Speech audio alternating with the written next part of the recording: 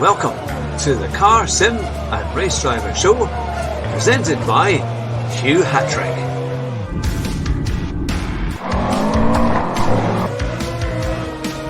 Here at Bathurst in the Forest, my very special guest, Peter Golly, Rascal, Rabbit, Josh Martin. It's great to have you back on the show.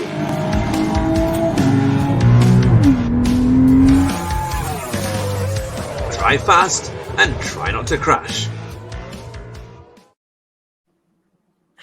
Good evening and welcome to the Car Sim and Race Driver Show with me, Hugh Hattrick, and a very, very special guest all the way from California. It is Lady Wanderlust. Hi. Hello, it's great to have you on the show, and I do hope I have pronounced your name properly. I just suddenly realised there I hadn't confirmed it beforehand, but I think hopefully it was all fine. You It's said great it to have you on. Oh, that's good. That's reassuring to know.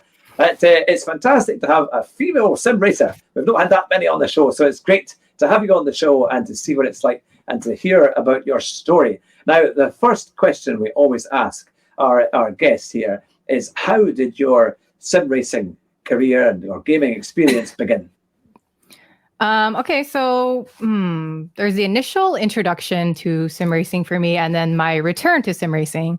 So my initial introduction to sim racing was probably in oh my God, this is so long ago.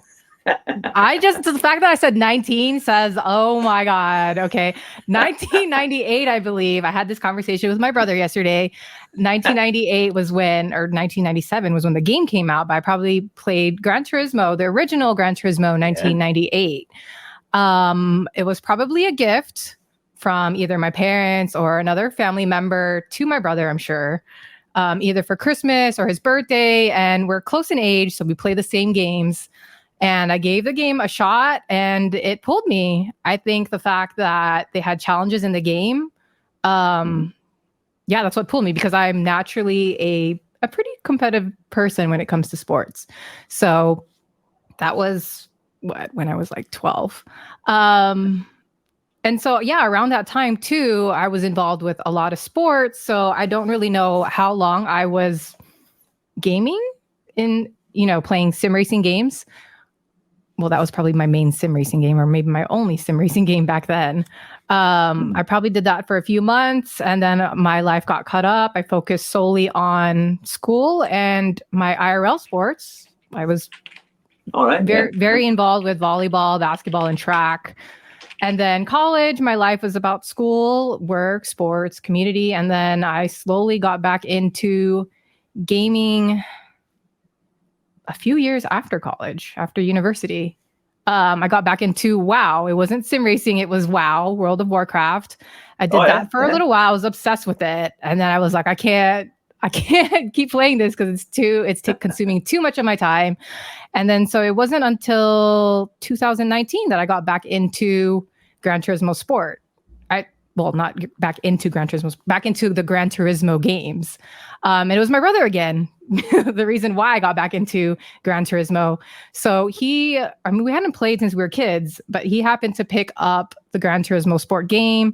And he had time to play games because he just had a newborn and he was on paternity leave. And he's like, oh my God, I'm having so much fun playing again. He's like, you should give it a shot. So one time I was at his house, he was having like a family party and I started playing games again. I got really into it. I'm like, okay, I'm having a great time. How much is this game? And he's like, I don't know. I bought it when it was $40. I'm like, okay, well, that was a year or two ago. I looked it up. It was $20. I'm like, oh my God, this is a steal. I'm going to get it. So I got it and I started playing it more. And then I was streaming it and I met some awesome people in my chat who really they were supportive, giving me lots of tips, and I got hooked. So here I am now competing online too. So who knew? I didn't know that would happen.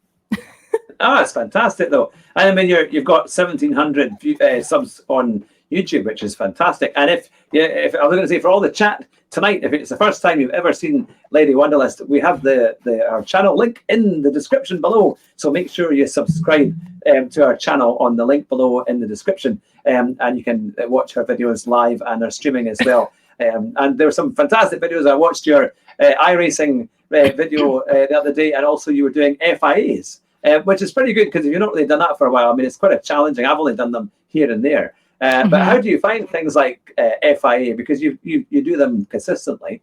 How have you gotten on with FIA? I mean, I have a lot of fun racing in them. It was very intimidating at first. It was more of a comfort to just do the what do you call it? The what is the offline ones? The circuit experience. Oh yeah. You know, just I guess time trials, single race mode at first.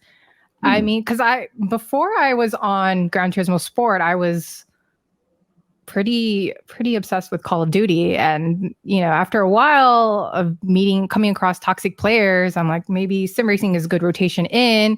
And then people are like, oh, when you play online, you're bound to come across toxic people too, other toxic racers. And I'm like, great, I guess I can't get away from the toxicity that is online, right?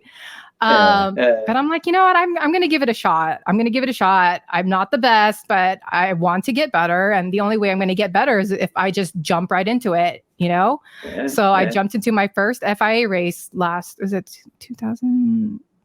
It was probably last year. Yeah. Last summer, almost a year ago was my first FIA race. And I didn't get last. So I took pride in the fact that I didn't get last. And then knowing where my mistakes were and knowing that I can improve upon them, I'm like, you know, I can do this. I can hang. So I just got to keep putting in the time, putting in the work, and I'm going to enjoy doing this. I've stuck with it ever since. The fact that I don't know too much about each manufacturer yet, I've been trying to sign on with a different manufacturer every season for the Manu Series. And I just started the Nations Cup maybe earlier this year. So did I answer the question? Yes, no, you did. No, yeah. Okay. You did. Now, let's quickly going to go through. I'll start opening up the questions here to the chat. So here we go. Lots of good evenings. There's lots in the chat. We've got 16 watching already, which is brilliant. Now, so I will start the questions. Here we are. It is from, I will put it up here, from Aiko Hendricks. Do you hope to get more women in sim racing and streaming with your channel, Lady Wanderlust? Oh, yes, definitely. So I've actually, there are 2 women who have actually reached out to me in the last few months about joining online tournaments with Women's League. And I told you earlier, like, it's a little intimidating because I feel like I'm still just getting my foot in here with this whole sim racing thing. But I feel like I definitely want to encourage other women and girls at a young age to participate in this. So I was saying that I got into sim racing when I was probably about like 12, 13. And I was very competitive in sports. And I think that if sim racing was a bigger thing when I was young, I probably would have wanted to compete competitively at a young age, train hard. And if there are scholarships available, I mean, that's something I would have wanted to work towards. And if that's a thing right now, not really up to date with how things are right now with sim racing esports. But if that's a thing, I highly encourage girls to take a chance and work towards that, because I have fun. I'm sure if they have fun, you know, I hope there's opportunities for them. So yeah, I think as well. I mean, certainly. I mean, because when I was younger, I mean, I grew up with games from probably the mid to late, kind of late 80s, early 90s. That's showing my age now. But it was all kind of basic like PC games, and then eventually it was like Ataris and then we got PlayStations towards the end of the 90s. But it was like, I think boys just naturally grew up more with games, and that's the thing. And it was like my sister, she had a horse, so she went out and did horse riding or something else, and we were stuck in playing games. But you know, so it was like we did different things. You know, there was different. I suppose people just did different things in that time, in that era. But nowadays, I think everybody, there's so many great games out there, and you find that everybody has a shot. Or certainly, and I think girls as well, more of them want to have a go because they are good. And sim racing is great because it's completely neutral in terms of anyone can have a go. And you know, and there's some fantastic female racers out there, and we're beginning to see many of them come through, which is really, really, really, really good. But that was a fantastic question by Nico. So it's hopefully to add to that, I think it is important to have female role models, and if I can be a role model to another female, then I'm going to do my best to be that role model for them. So, Yeah. There's probably other questions. I was going to get off topic. You don't know this, so you're going to learn of this about me, but I can go deep into my answers. I get long-winded. No, that's great. That helps me. That helps me sort of to search through my notes to try and get another question. But no, that's great. Now, there's a quick off-topic question here from Rascal the Rabbit. He says, I'll put it on here. What college degree did you get or major in? Because you're saying that you were studying hard. Okay, so in college, I got my bachelor's degree in psychology, and I got my master's degree in media and communication psychology. So I have backgrounds in psychology, media, marketing. Yes. That's pretty good going. Fantastic. Now, I'll try and keep them on the cards. Now, here's Richie Johnston, one of our moderators, and he asked the question, what's been a standout moment so far of your sim racing career? Standout moment. I guess placing podium. That's what comes to mind. I know I still have a long way to go in terms of being a top racer. So the fact that I've gotten podium maybe 3 times, that's probably what stands out to me the most. That's very good. Because if you're starting from scratch as well, and it is very, very competitive, and it's great to get there, isn't it? And bit by bit, you start to get to be more consistent. But no, that's fantastic. But now, Adama Banana, which I think is still one of my favourite PSN names here, is what car category in GT Sport do you feel most confident with? Oh man. I just feel like I've spent most of my time in the GR3, GR4 categories because I've been participating in the FIA Manufacturer Series races. It probably took a few months before I gave the dailies a shot. And, the dailies, sometimes it would limit you to certain categories. And racing with the slower cars was a struggle at first, but I've actually grown to really enjoy it. So I actually enjoy racing in the one make roadster races using a Miata. Yeah. So that's growing on me. But yeah, like I said, I keep participating in the FIA Manufacturer Series. So I'm kind of like stuck in that GR3, GR4 category right now. Yeah. And that seems to be the one that they always do. Now, we've got a good question here from James Clark. And I'll put it up here. It says, would you ever punt another driver off if he was driving crazy? The temptation is there. It's there. And there might be times where I might shrug a bit, but I don't feel like I've really been motivated to like ram a car into the wall. Maybe the thought's there, but I don't think I would do that. That's just not me. So you're very clean and not going to rage quit or anything like that. It's always a good sign that I rage restart when I'm doing my practice. Yeah, we all do that one. Now, from Yoda68 Zach, they ask, where did the name Lady Wanderlust come from? Good question. I definitely have a lust to wander and explore and adventure, and I wanted a name that really like described me as a person. So I went with Lady Wanderlust. And well, of course, Lady Wanderlust was a name I had to choose for when I first started my Twitch streams, and I started streaming games, but then in the back of my mind, I eventually wanted to stream like my outdoor adventures, kind of like a live vlogging. So I stuck with a name that just totally fit me as my personality, Wanderlust. Yeah. Fantastic. No, that's good, because that's one of the things we normally get if somebody's got quite a good name on their YouTube channel. We always ask as to where did it come from. Now, Aiko again has said, do you have a favorite sim racer that you like to watch? Favorite? Did he say racer? Like favorite. I assume sim racer, or a streamer that perhaps you like to watch. No, I've met a lot of sim racers ever since I started sim racing / streaming, and in general, I just enjoy all the people that I've met and watching how they race, just seeing their different styles. So I don't have one particular favorite racer. Maybe the group of favorites are the ones that come and hang out with me and support me, of course. I know that's a good exactly. I mean, that's a great thing because the communities grow and that's it, and we all give each other support, which is fantastic. That now, Jerry, I'll go to this question here. Jerry, NCF1 has asked, have you got into enjoying watching motorsports now that you're a GT Sport player? Good question. More recently, I want to say maybe at the start of this year, I started watching F1 on Netflix, and I really enjoy it.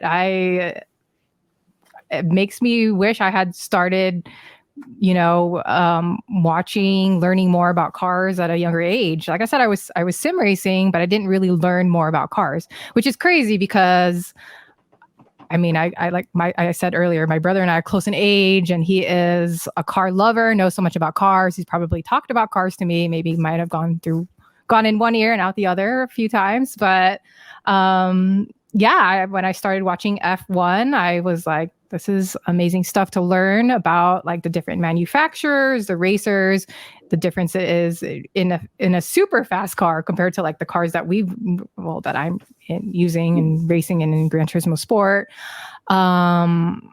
Wait, you said watching motorsports, and then I was almost gonna go off topic and start talking about how my husband got me into Initial D, and that hyped me up also to really incorporate racing into my life. Yeah. So no, absolutely. I mean, I think have you found as well like watching F1 on Netflix that you have maybe a favorite driver or a team that you think is your favorite? Oh man, after season 1, I did have a favorite, and I can't remember his name right now. Oh man, What team? He was. I think he was with Red Bull the first season, and he's not with Red Bull now. He was in the first episode. Ricciardo. Oh yeah, Danny Ricciardo. Yeah, he's yes. He's one of my favorites. Yeah, he's always smiling. He's always smiling and happy, and does some great on the brakes. He's always last on the late breakers. Always tries hard. Danny's fantastic. But yeah, I'm still behind, by the way. So like you talk about something like more recent with F1, I won't know, and I'll be lost, and I don't know what teams they're currently on.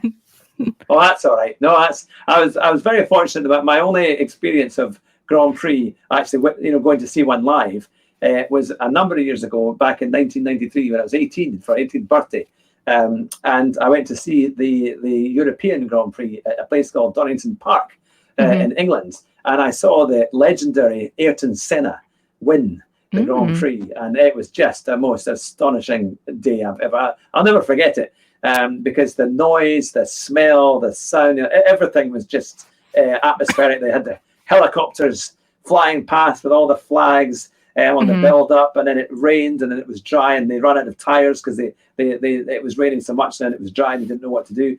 And it was amazing. And then we saw Senna basically almost lap the entire field.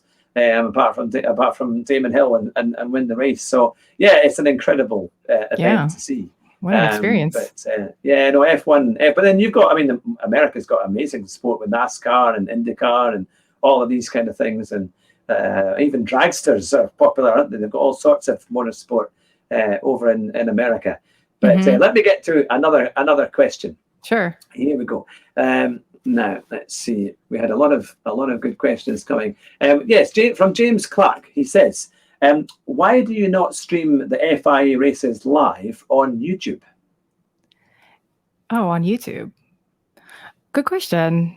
Well, in general, I say I don't like to live stream my FIA races because I am easily distracted. I would be paying attention to chat rather than focusing on the screen on the road that I should be focusing on when I'm racing. So I cannot do the competitive races live. I can practice like you guys have seen me do live, but I can't do. I might be able to do the dailies, the really short ones live, but I can't do the longer FIA ones live.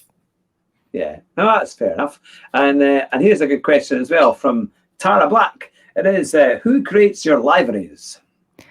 So in the beginning, I was creating my own, and more recently, I can still create my own, but I've had another subscriber on YouTube / follower on Twitch who has gifted me liveries. He is just such a fan that he's like, I'm going to design this for you. And I've actually really loved the latest liveries he's designed for me. So my latest videos, my last video yesterday, actually, with my dog, Ichiro, on the front. And then he put like American Girl, I think, on the bumper, or it's like Bad Girl. I don't remember anymore. But like, yeah, he really took the time to like make it fit my personality. His name is Columbo, I believe 14700, something like, I don't remember the exact numbers, but Columbo on PS4. He's from France. And I believe his YouTube name is Toff with a picture of a cat on it, black cat. Oh, And his partner Reglis 23, his other racing partner, helped design some of them too. So fantastic. No, that's great. Well, we've got 25 in the chat, which is amazing. So for everyone who's watching and listening here, when it goes on the podcast, make sure that if you have a question, write it in the chat, put it in capital letters, and that will help me to see it a lot quicker. So we've got lots of questions here for Lady Wanderlust. And if it's the first time that you've come on to the Hugh Hattrick channel, it would be fantastic to have you subscribe and join our community. If you like lots of sim racing interviews like the one we have here tonight with Lady Wanderlust, then you're in for a treat, because we have lots and lots of sim interviews every Thursday night. We've done one for almost a year or more, in fact, since we rebooted the show last August, with people like Erias, with Rory Alexander, with The Key, with Super GT, Tidney, and many, many more. And next week we've got Rascal Rabbit 2. But let's get back to the questions. As here we are. We've got Aiko Hendricks, where he says, which countries do you want to explore after COVID is over? Hey, Cor, with the questions. What's up? So which countries do I want to explore after COVID is over? Japan has been on the top of my list for a long time now. So if I could go there, I don't know. I haven't done my research as to which countries are safe right now, or I feel like will be safe in the next few months. But Japan's been up there.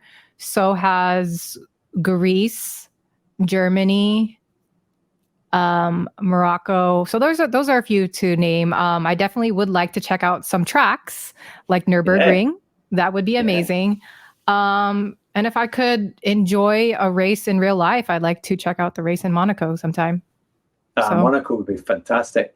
Yeah, that's a brilliant place. But you've got a great race in Texas, mind you, in Austin, Texas. The US Grand Prix is a really good facility. And you normally get some pretty close racing there as well. And I think you can see quite a lot of the track from most of it, which is really quite good. But what kind of track, where would you like to, if you had a chance to actually drive around a racetrack, what track would you want to have a go around? Drive through a racetrack?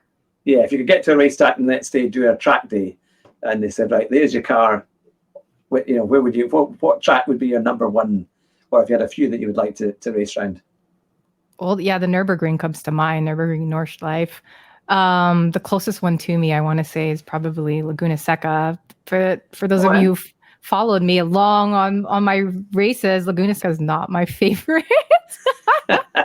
It's probably the closest. Yeah. It's very tricky though, isn't it? With the corkscrew and all that dust and things to catch you out. Mm-hmm. And then on Gran Turismo Sport, I believe it's Tokyo Expressway that I really enjoy, but that's not a real track. So that's just a shame. Yeah. I wondered about that, actually. I wasn't entirely sure if that was real or not. So it's good to know that it's not real.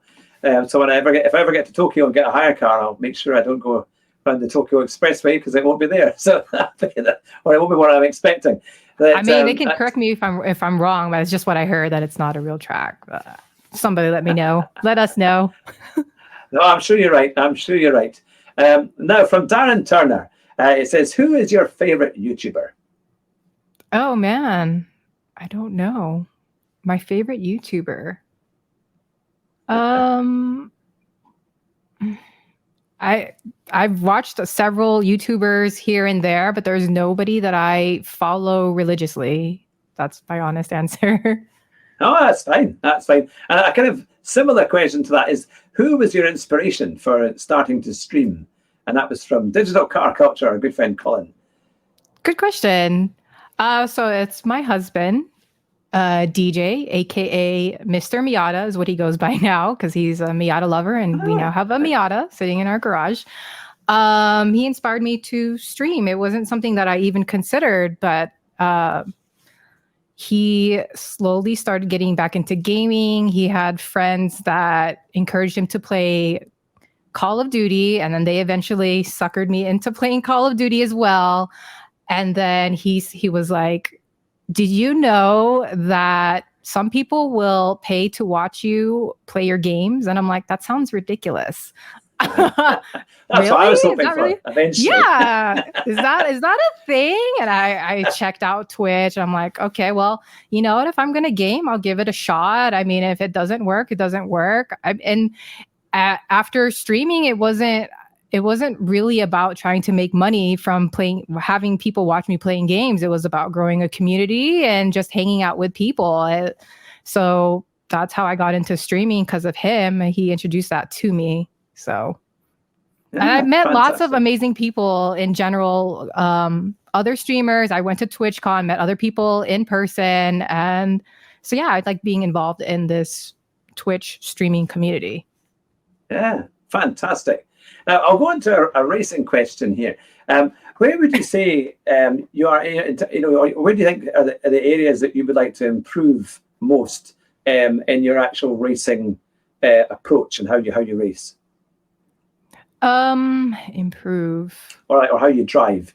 Do you think there's areas where your driving could improve? And if so, what do you think you need to do that?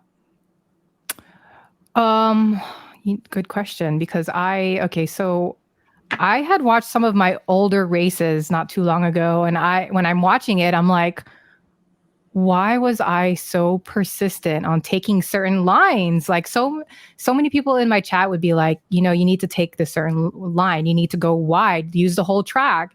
And like I know that, and it would be in my mind when I'm trying to, drive through the track, but it's like my habit of comfort, like maybe sometimes sticking in the middle, like not feeling confident to go out wide enough to take a certain line. And I've gotten better over time. I just feel like if I can be consistent about taking better lines, and then maybe finding certain cars that I really love and am comfortable with, where I feel like I'm one with the car, and then finding those perfect tracks that I feel like I can be one with the track, like I could be better in general. But I'm still at that point where I'm getting a feel for different cars still. There's tracks that I'm racing on for the first time. Like this is still a learning experience for me. So yeah, because it's hard. That's one of the things when I was talking to Z28 Gaming, and he'd watched one of my streams beforehand when I was doing a live stream, and he said that was my problem. I wasn't using enough of the track.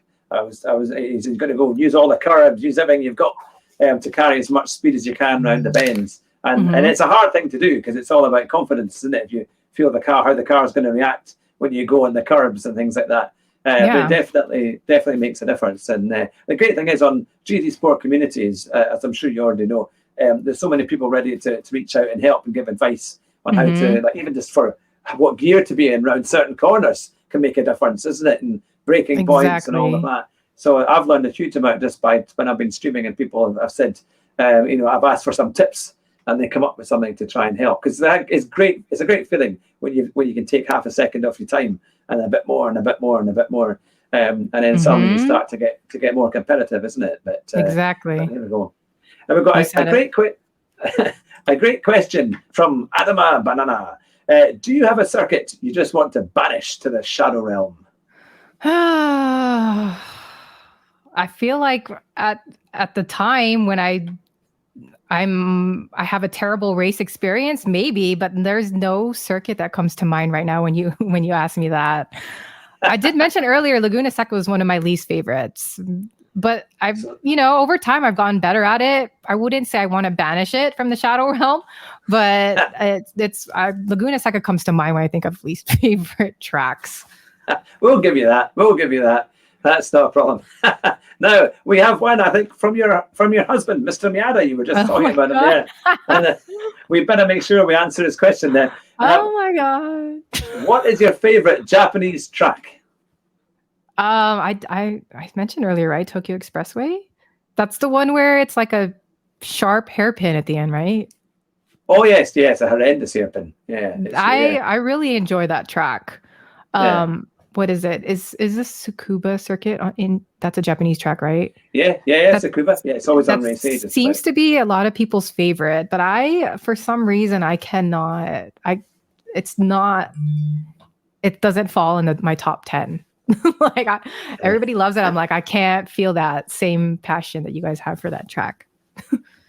And to be fair, we're doing our new community series just starting at the end of July. And Rascal the Rabbit has reminded us that Tokyo Expressway is our first round in the upcoming HHTCR series. So that will be coming on board. There's still time to enter. And it's all going to be front wheel drive cars. So it's all going to be quite fun, group 4 cars. So if you're up for that, there's still time to join. Once a month at the end of the month is our normal times. But now Yoda68 has said, have you ever driven on track or would you like to? Now, I know you've answered a little bit of that, but have you ever actually been to a track to drive on it? We're talking about real life IRL track, life. Right? Anywhere at all. I have never driven on a track before, ever, nor have I experienced a race for leisure, but I have worked an event. I had to film a Formula 3 Mazda Pro racer a few years ago, actually, the Sonoma track Sonoma Raceway. And it was an amazing experience just being at the track, like the excitement, like everybody there cheering, and then being in the media room with other commentators, other media professionals was exciting. And then I remember I was in the middle, not the middle of the track, not like in the middle of the road of the track, but like on the track, like, that section that you can be like in the, you know what I'm talking about? Yep. Yeah. It's the section where you can be in the middle of the track where you try to film. Yeah. I was trying to capture the race, the race car drivers pass through. And it's so hard to like capture the right moment because they are so fast. Like, that they're fast, but you don't really know how fast they are until you're like standing on the track. Yeah. And so that was a rush. I loved it. I was going to say, if you're on the track, you're just kind of centimeters away from them, aren't you? So you get the full everything that goes past, isn't it? I always remember when I was watching the Grand Prix live, and we were on the Dunlop Bridge at Donington Street, kind of the back street, and you could just see you weren't supposed to stop on the bridge, but a lot of people did, and there were a few gaps in the bridge, and you could just look over, and when the cars went underneath with the sparks flying, it was incredible because obviously you got the noise of the V12 F1 racers, and then they just fly past underneath you, which was a brilliant experience. The sounds that's exciting too. Man! And if you want to see a classic F1 video, look on YouTube, and it's Prost Senna at Silverstone, 1993, and it's the closest battle. It's where Senna uses all his skills to keep Prost behind him. And he's in a slower car that Williams is faster, but he manages to do it for quite a few laps. And honestly, if you learn to drive like Senna did, you'll have no problem at all in GT Sport. You'll be, they will never get past you if you can use the kind of tactics that he used. So it's an amazing video. Now let's see. Reaching through the questions here. Now, in fact, do you have a message for your community? Because you've got a big community of subs. Over 1,700 subs on YouTube. What would you like to say to them? What's been the biggest thing you've noticed about your community? Pretty much that I wouldn't really be here if it wasn't for my community. So I did mention earlier that my brother got me into sim racing at a young age, and then he was kind of the reason why I re-entered into playing sim racing again. And then it was my husband who actually got me to start using a steering wheel, almost kind of forced me to do it. But it was a good thing because I feel like I enjoy racing even more. And that's probably what encouraged me to even enter FIA racing. But it is the support of my community, all their tips, their questions, them hanging out with me in my live streams, commenting on my videos. It gives me so much encouragement to keep improving my skills and keep racing. So thank you so much, guys. Like I really wouldn't be here without you. There wouldn't really be a racer, Lady Wanderlust without you guys. So that's my message, general message to everybody. Fantastic. And Richie is asking as well, and I'm sure this is a good question here. What are your days for streaming, and do you have a specific schedule? I kind of change it up sometimes. I try to commit to Tuesday mornings, Pacific Standard Time, so 10 a.m. Tuesdays. Did I say that right? 10 a.m. Pacific Standard Time Tuesdays. I usually always try to stick to that schedule when I do my sim racing, my Gran Turismo Sport. And I try to incorporate Fridays from time to time to do my sim racing. And then every other day that I randomly decide to stream, I usually try to announce it at the beginning of the week. It's usually either a just chatting stream, I'm streaming a different game, or I might go on an IRL live adventure during the weekend or something like that. So I do enjoy, playing some other adventure, open world, sometimes first person shooter games. So that's what I might stream sometimes. Yeah. So I suppose with things like Grand Theft Auto, is that sometimes a game that you've played? I have never played Grand Theft Auto, actually. I was curious about it, and I know that Grand Theft Auto 5 was free for like a week one time last year, and I didn't hop on it because I didn't hear about it soon enough. So I've never played Grand Theft Auto. I played Need for Speed Heat. I guess there's a rush there, right? But I haven't played Grand Theft Auto. Well, that was the one when I first came to America with my family back in 2015, and I visited Florida. And we were waiting in line at the airport to get our rental car. And the chap asked me, he says, "Oh, have you ever driven in America before?" And I said, "No, but I've played Grand Theft Auto, so I should be all right." And he said, "I thought I was going to, keep a hold of the keys, It was like, yeah. Because that game, you never stop at a red light. You just keep going. So that's the thing. But no, it was good fun. I actually found driving in America to be quite easy. So there were no problems there. But I'll get back. Oh, I was going to say a quick question as well. What's the setup that you have? Because I can just see a line on a wheel there. Have you got a G29? A Logitech G20. It was hard to fit this steering wheel in the camera right now. I was like, yeah, it's a Logitech G29 steering wheel. I started on a Thrustmaster T80. So that's kind of a long story. Right. I argued with my husband about this because when I first started, I'm like, is a steering wheel really necessary? Like, am I really going to invest a couple $100 on a steering wheel? But, he was like, it changes the whole game. Like, you really need one. And for me, it totally changed everything. So Thrustmaster T80 was kind of like my introduction to using a steering wheel, and I enjoyed it. But I after enough games, I realized the limitations of using the Thrustmaster T80, and I didn't like the force feedback originally. But I gave the Logitech G29 a chance, and I got used to it, and I actually love the force feedback now. So I did try our cousin's Fanatec setup, and I'm like, oh my god, I would love one of these one day, but cannot afford that right now. So yeah, I'm a Logitech G29. I have it on a stand, and then my chair is just a gaming racing chair. I don't have a full rig set up. So yeah. Because I noticed that sometimes watching your videos, you seem to be slightly squint from your chair as you're driving, and I thought, try to find a comfortable position. How do you find that? Is it quite difficult? Oh my god, the strugg is real. I don't know how far back to put my chair to adjust it. And then my chair's on wheels, right? So maybe if I get really into it, I push on the pedal hard and I move back a bit. I'm like, this is not how you should be racing. But I deal with it, so it's what I have to work with.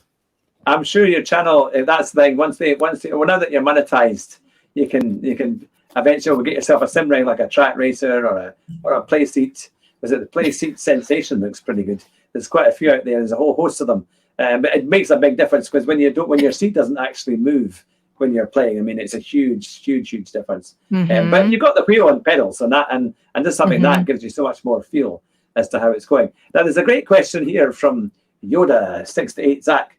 Says, there's not many streamers or players who stay as anger-free on this game. How do you do it? It's funny that you ask that, or like you say anger-free, because I actually am angry inside. You just don't see it. Like, of course I'm going to get angry when somebody cuts me off or intentionally like tries to boot me off track.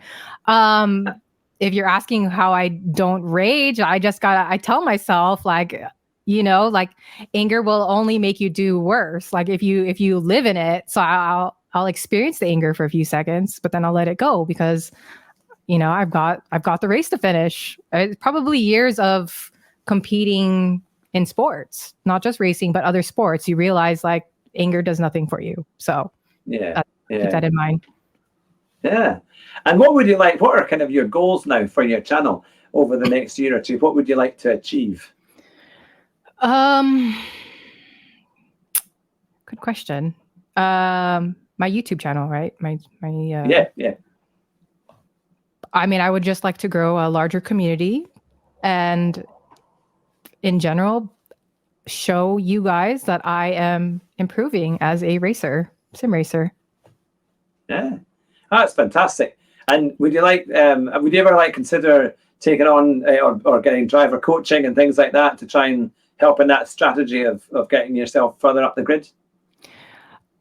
I've had several racers offer to coach me, and I just feel like I don't have the time and commitment right now to commit to a coach.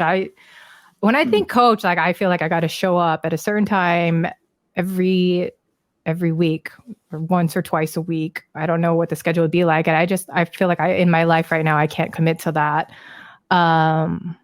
This is something I would have loved at a younger age, where maybe there was more opportunities for me if I became a top racer. Right now I would love to improve as much as I can. I feel like I don't have that time to commit to a coach. Yeah. No, I think because sometimes if you have to do it, you have to take maybe 4 or 5 lessons or something like that or more, isn't it?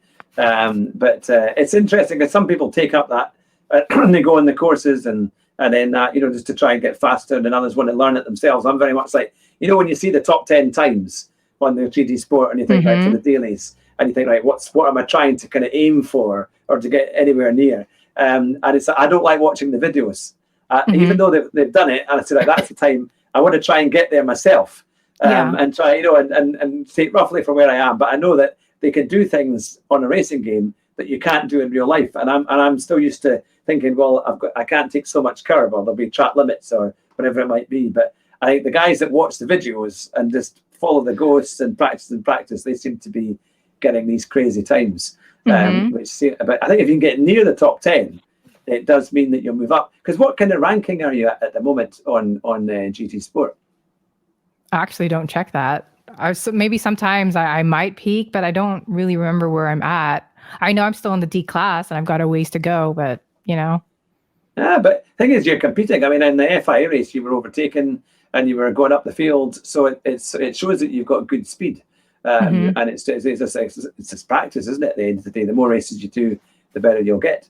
Exactly. And you've had podiums. If you get podiums on these races, that's fantastic. It says an awful lot.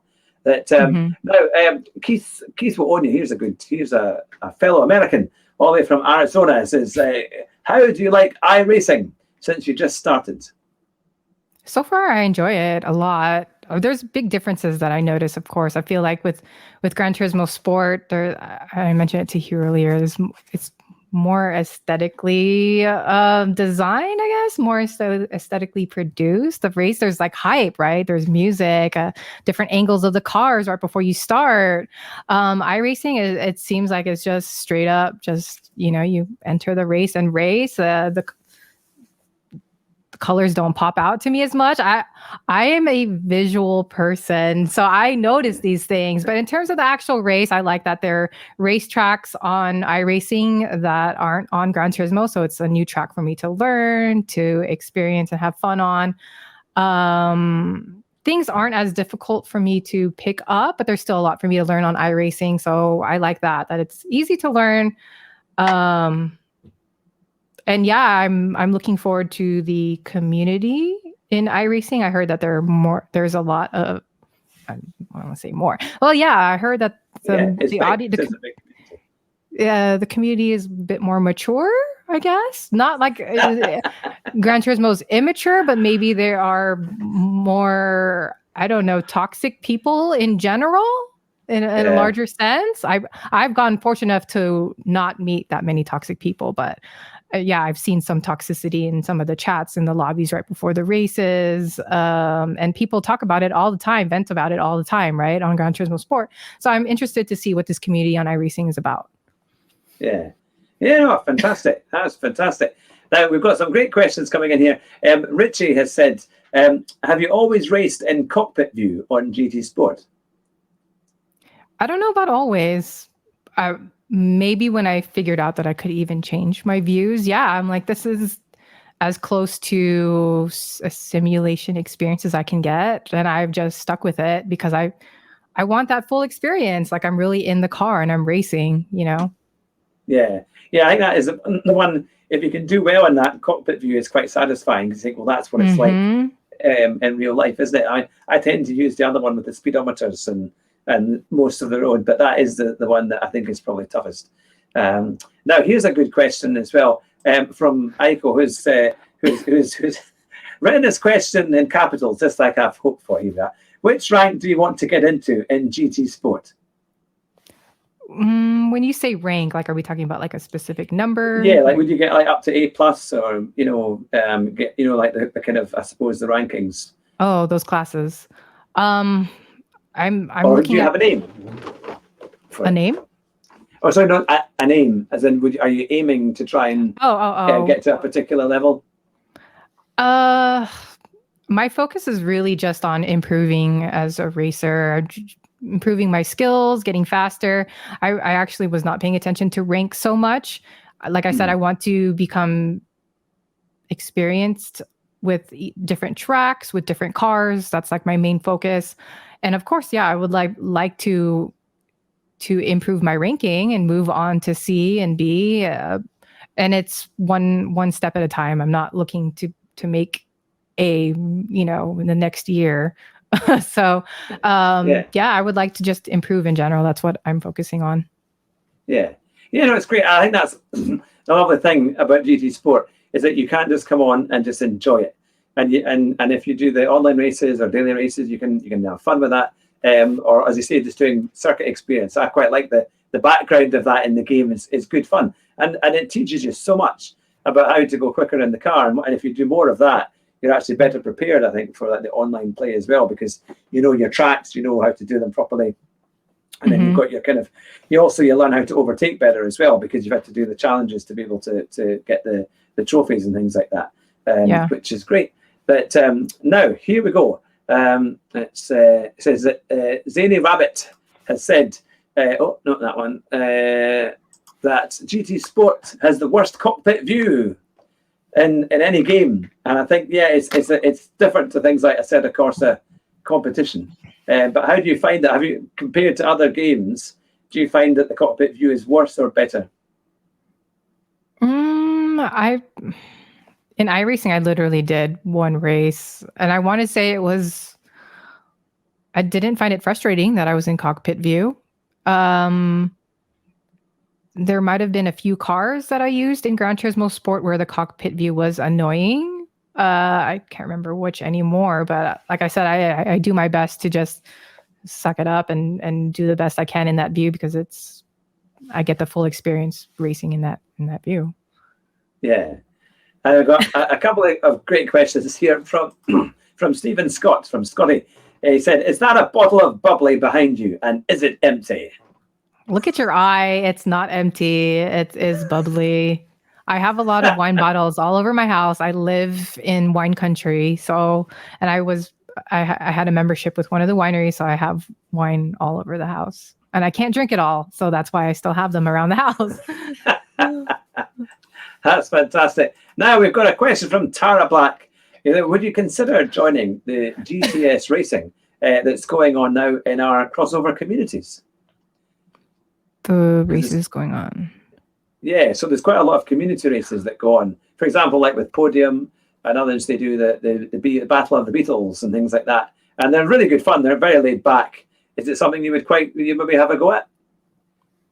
So you mean like races that other racers organize themselves? Yeah, yeah, just like they have them on like the lobbies in GT Sport, Oh, the yeah. private lobbies. So they're kind of open lobbies, but you go on Discord and join their communities. Because I know that Tara is a member and races along with Podium and a few others. But is it something you might have a go at? Oh, yeah, definitely. I wouldn't mind just joining a race. But like, do people set up leagues where they um, already scheduled 5 races in advance and they're like, okay, everybody join this? You can do things like that, or you can just arrive and drive. For example, Podium's one, you just arrive on the day, on the time, and then just have a go. And as long as Oh, you get the okay. car, it's like you have a Group 3 Beetle, and then you have a 1960s Beetle. And everything's the same, the BOP is on, so you just join on and have a go. And it's great fun, actually. I was doing that on Sunday with them. I had some really good races. But again, it's any ranking as well, so you can, it doesn't matter how fast or how slow you are, you just have a go and race. And they're really good fun, actually. They're very good. Yeah. Always get a good warm welcome. I mean, if I hear about it and I'm free, I would probably just hop in then. Yeah, I mean, to be fair, our series that's starting at the end of next month of July is going to be one race every month towards the end of the month, and it's just going to be like a 30-minute race, and then you've got qualifying beforehand, and it's all Group 4 front wheel drive. So yeah, you'd be more than welcome to come along and have a go. And again, it's completely open in ranking, so it's great fun, and some people will stream it live, and others will just have a go. So. We'd love to have you along if you did want to come. Whether you do the whole lot or just one, it's totally up to you. Awesome. But, I'll check out the schedule. And now Richie has asked a question. What's next for Lady Wanderlust and the community moving forward? I don't really The think FIAs, is it? Yeah, I mean, right now I'm participating in the FIA Manufacturer Series, and I think I want to just not do the Nations Cup right now, because that when I participate in both FIA races at the same time, it takes up so much of my time. And the fact that I have iRacing now and I want to, grow more experience in iRacing, I'm gonna have to just stick with Manu Series and then set aside time to practice and do laps around different tracks, get a feel for different cars on iRacing. So that's where I'm headed moving forward. Fantastic. No, that's great. That's super. Now, we've got a great question here from Flat Pick Slim. That is a tricky one to pronounce, that one. Do you think there is a sim rig in your future? I definitely foresee that. It's on my mind all the time, especially whenever I'm racing and my chair moves back. I'm like, oh my God, I really need a rig. I don't know how soon I can get one though, but yeah, I definitely see it in my future. Fantastic. Oh, that's super. Well, we've had we're on 52 minutes, nearly an hour of fantastic questions. So if you've got any more questions for Lady Wanderlust, make sure you put them in the comments in the last few minutes. And if it's like I say, if it's the first time that you've come along to the channel, make sure that you subscribe to Lady Wanderlust's channel. We've got the link in the description there below. And also, if you love sim racing, then it'd be great to have you along on our channel too, to hit the subscribe button and a like as well. Now, lots of the comments have been saying about which cars that people like in things like Group 3 and Group 4. I know you were driving in the Mercedes yesterday for your FIA race, but do you have other particular favourites for Group 3 and Group 4? I enjoyed the preseason where I was signed on with Honda. I was in it. Wait, what was I in? NSX, right? That's what GR3, GR4 category is for. I had a lot of fun racing with that. I know I didn't, preseason was only maybe six rounds, so I didn't get to try it on enough tracks, but I had a lot of fun with it, and it's something that I would like to gain more experience with. And then future manufacturers I would like to sign on with, so I get more experience in the cars, would be like Porsche and Jaguar. So yeah, there's some great cars. The Jaguar sounds great, along with the Corvette. They always sound quite good in GT3 as well, aren't they? I was racing them at Monza, and also at where was it? It was Dragon Trail this week, isn't it? That they've got the GT3s, and they always sound quite good. But we've got a good comment from Aiko saying, "I wish my boss wanted to fund my online racing more." that you might have to do more overtime, Michael. If that's then you might be able to get the money to do it all. But yes, we've got a few people who have subbed to your channel already. Keith will own you. I said he's subbed, and he's also sent you an iRacing friend request. That so there you are. So it's working. And Yoda has asked. He said, "Oh no, that was particular one. What's your dream car?" Good question. I don't really have a dream car right now. I appreciate the beauty of a lot of cars. Man, I might have had a dream car growing up.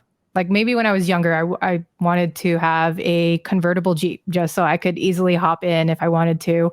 And then when my brother got his car, his first ever car, I was like, oh my God, I didn't know this was a car that existed because I wasn't into cars then. But he got a RSX, a DC5. And I'm like, this is beautiful. I want this, but I don't want to get the same car as you. So I did it. And then when I met my husband, he loves Fair Lady Z's. And he ended up getting one, and I loved it too. So I love Fair Lady Z's. I went to a Datsun meet where I saw other Datsun cars, and the 510 Bluebird grew on me, and I'm like, these are beautiful cars. So I have an appreciation for a lot of cars, but I don't think there's a dream car I want to really have. So I enjoy my car right now, so because it's reliable. It's lasted me almost 10 years now. No. That's pretty good one. Yeah, my Honda Civic. So I'm happy with what I have. Yeah. Maybe I don't need a dream car because my husband always gets the cars. Well, there's so many great cars in America. They're a wee bit cheaper than the European counterparts. If we want anything decent over here, we have to pay a fortune for it. But you've got things like the Dodge Chargers and Chevrolets, Chevrolet Camaros, Ford Mustangs. And there's all sorts of great stuff that seem to be quite popular. But yeah, and then you've got the nice straight roads to be able to put them at the traffic lights and have a bit of a race away and see how fast you can go. But now we've got a few people joining us. We've got Charismatic, who is saying hello there, and we've got and we've got 27 in the chat, which is absolutely fantastic. Awesome. So with lots of great comments. And oh yes, there's a thing. Have you ever played the PlayStation, GT Sport with the VR headset? I have not. That would be an amazing experience. So I need to grab my hand. I need to set my hands on a pair just to give it a try. Damn. Have you? Oh my God. I have tried VR, but not on GT Sport. Okay. It was in a big sim rig. It was actually in a sim rig based on a 1960s Formula One car. And it was in a museum, and they put the goggles on, and they said most people will probably be sick if you put these on. And I went, oh well, thanks very much. But I tried it anyway, and I wasn't sick, so I was all right. But they say it can either you like it or you don't. But yeah, it was okay. I wouldn't say it was kind of mind blowing, but it was certainly different. I think if you're playing it on things like Assetto Corsa with all the kind of PC mods that you can do, then I think it's supposed to be really good with that. But no, I think that will probably come more, I imagine, with PS5. But they say it's better if you've got a motion rig. They're all the ones that actually move, because then the motion that you get with the rig matches the VR and what your body's expecting. So then you really get the kind of full immersion as you do that. But now that you're describing it, I think I might have tried it once years ago when I was at the Sonoma Raceway, and there was like a vendor there, and you could just hop in and test it out. But that was wow! You've been to Sonoma Raceway? That's a pretty. Can I show you? Real quick? Yeah, absolutely. Can you see? Oh wow! Yeah, fantastic. Oh, proper single seaters. Yeah. So that was the Mazda Pro Formula 3 racer that I filmed. Oh wow! Got a shot with her. Yeah. And they'll be fast and loud and that would be. I mean, the thing is, you can probably drive cars like that at some of the track days on some of these. And I heard that a lot of American track days they're really good value for money. So that might be something you could always aim for. Get your community to help fund you. Have an attempt. Say, right, we'll get so many thousand we can afford to go and do a track day, and then you can film it. I would love that. All see. how well you do. That's the thing. But no, it's been fantastic. One last question is from Richie. It says, do you have any questions for me, as in me, that you would like to ask? For you, Hugh? Or for Richie? Me? My God. Or for either. You know what? I had so many questions in mind before this today. I guess I just wanted to know more about your history with racing, like how you got started and got started into sim racing in general. You answered the car question earlier, but just you in general. Yeah, I'd always loved gaming. I played, like yourself, the Gran Turismo 1, the first one, and 2, 3, and 4, and pretty much in every game that they brought out. And then I played a lot of the F1 games as well, because I loved the F1 games. I was never very fast on them. I was always about 3 seconds off the best times, and I could never figure out how it was they got these incredible times. But then I realized they crossed the track and did all sorts of stuff. And then in about 2013, 14, I started watching Super GT on YouTube. I just came across his channel. And I got totally hooked. I found it really relaxing to watch other people race on these games and do these games. Then I got back into Gran Turismo Sport when it was launched, and I really enjoyed that game actually. And I didn't do a lot of multiplayer actual racing until Gran Turismo Sport really. And then I learned from people like Super GT just a few tips here and there. And then I decided that for my channel I would start interviewing them. I thought, what would it be like to talk to the guys who are actually racing and doing this? And so I asked Super GT if he would come on the show. And at that time, it was just a podcast. And he said yes. So, yeah, it kind of worked from there. And here we are now with probably we've done over 100 guests just about. I think we've got a big catalogue of people. I haven't been banned from YouTube, so it must be working. So, so it's been fantastic. And we've got a great community that's growing and hopefully creating something for the future that people can come back and say, we saw Lady Wanderlust when she was just starting out. That's, and they'll say, that was my first interview. That was the big interview we did all those years ago. So that's kind of how I managed to get going. But we've got more people coming into the chat. We've got Pit Stop Productions saying hello and hoping you're well. Now, hope you're well too. And Scotty has said, I hear if we all chant or sing, we might get a song. Is this true? Oh my God, no, not for me. Well, certainly not from me. If I had a voice, maybe, but I don't. Not a singing voice. Sorry. Neither do I. Yeah. Neither do I. I wouldn't want to put you off. You've done so well. I wouldn't want to send you out running away now. Well, it's the right. That's the thing. That Mr. Miata has said. It's moving so fast here on the chat. Awesome interview, Hugh. I will see you on the track, lady. So, oh my God! See, I told you, he's always pushing me. Yeah, that's it. That's it, to get faster and faster, which is brilliant.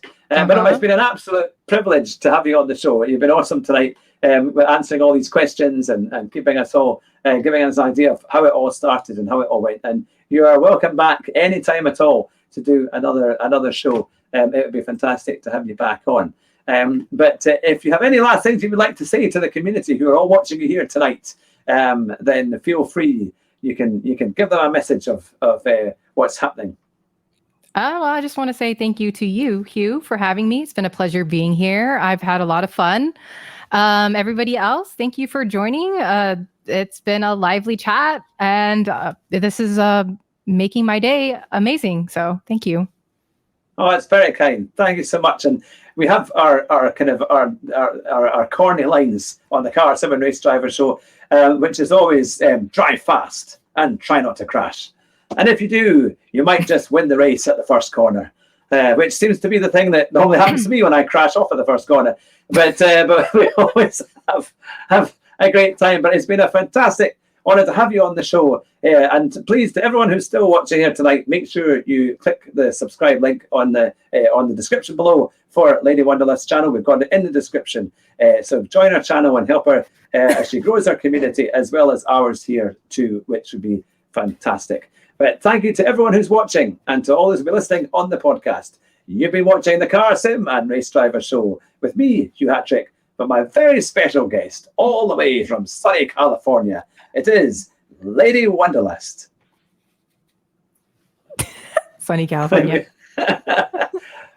Bye just now. Take care. Stay on the line, and we'll end the show there. Bye just now.